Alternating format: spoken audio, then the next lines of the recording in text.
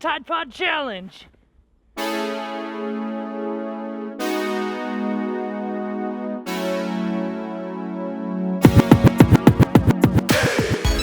Oh, so like TIDEPOD challenge, you were thinking, oh, that's pretty good. Just thought I'd get out here today. I haven't cracked the whip in a really long time. I've been missing it.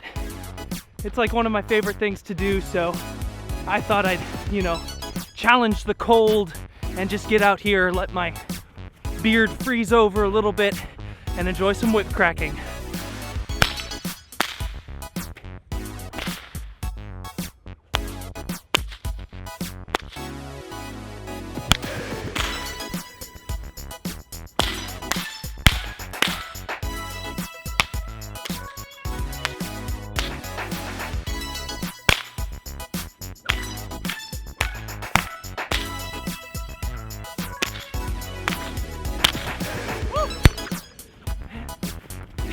It is fun to be back outside and cracking the whip, but it is still winter and it is very cold.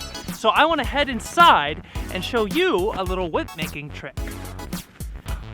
Whew, all right, I am back. I am just going to debundle here and then we'll get to it.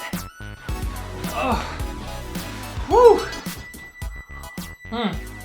I feel so much better. I had a hot shower. I got a fresh cup of coffee in my Game of Thrones House Baratheon mug. No, I am not obsessed with Game of Thrones.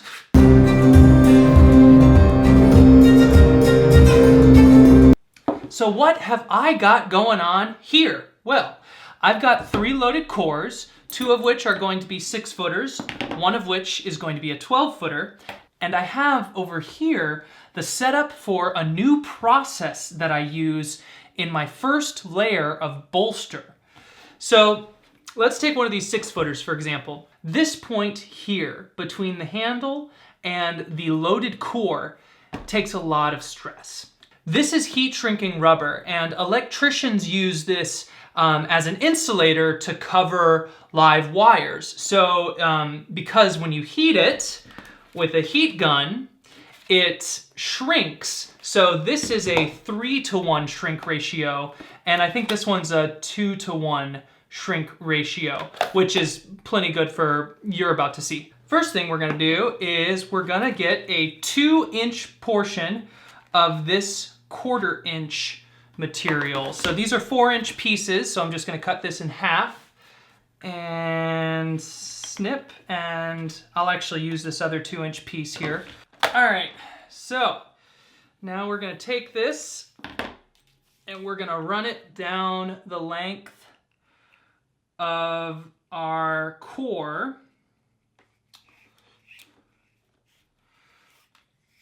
And then it's gonna get a little bit tighter.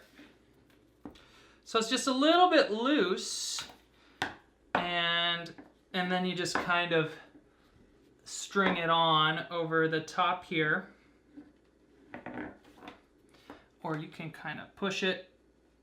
And it doesn't need to be half and half. It doesn't need to be completely 1 inch on one side, 1 inch on the other side. Now, you can already tell that it's making that joint a lot more stiff, obviously. It's giving it a ton of support.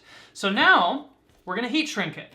So let's just turn this on. We're gonna turn it up to 300 degrees using this little direction thing, but it's gonna get real loud here in a second. So, time lapse.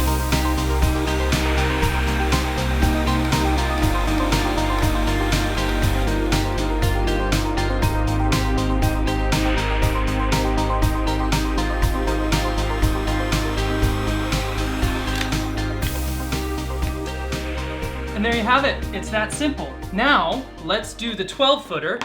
And for the 12-footer, I'm gonna not only shrink on the 2-inch piece of the 1/4 inch, but I'm also going to put over the top of that a 4-inch piece of 3/8 inch. So it's gonna be super supported because, it's a 12-foot long whip, so there's a lot of weight. All right, so let's get this on here. God, this thing is so long.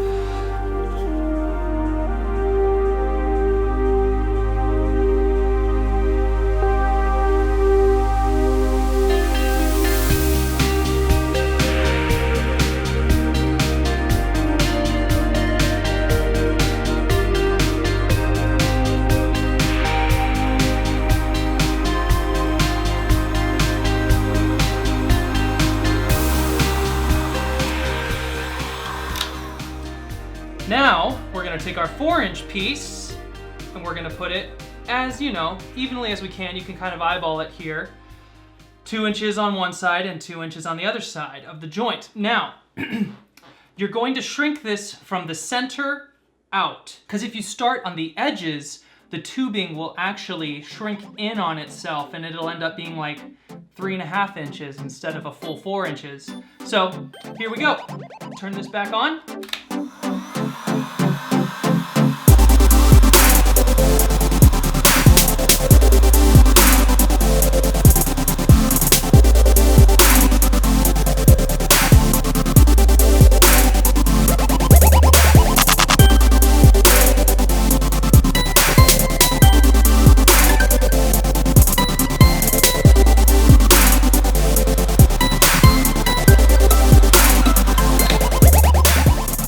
All right, and there you have it.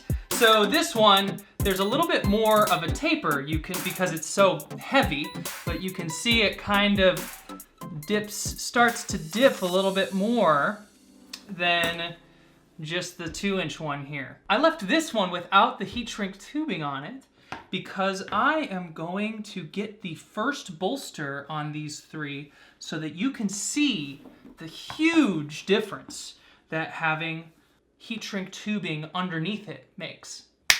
All right, I've got these all bound up now with their first bolster. So this one did not have any of the shrink tubing underneath it. So you can see here, it's fine. You know, it's kind of loose though right here on this joint part, right on the, you know, that section, that trouble spot. So, and it's also a part that's going to get a ton of abuse. Obviously, there's going to be a lot more going on over the top of this to support it, but why not start with more support? Here we are with the 2 inches of shrink tubing. You can see how much more stiff it is, more bouncy, and when you support this with more bolsters, layers of plaiting, it's just going to be a lot stronger overall. And then we have the 2 layers. We've got the 2 inches of 1/4 inch, the 4 inches of 3/8 inch, and then we just have the rest of the rug liner and then bound up with artificial sinew. So you can see there's already a taper beginning to form here. So that's what we want to see, especially on a 12-footer, because it's going to be so heavy and there's going to be so much weight on this joint. So there you have it, how I use shrink tubing in my whips. I have links below to this heat gun and the heat shrink tubing that I use.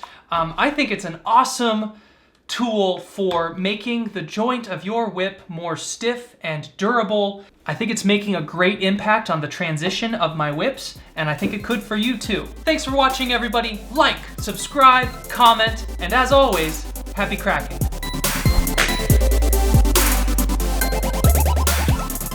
While I'm cleaning up here, you can subscribe to my channel over here, and you can check out this tutorial video on how to plait the Egyptian eye handle pattern over here. And kids, just say no to Tide Pods.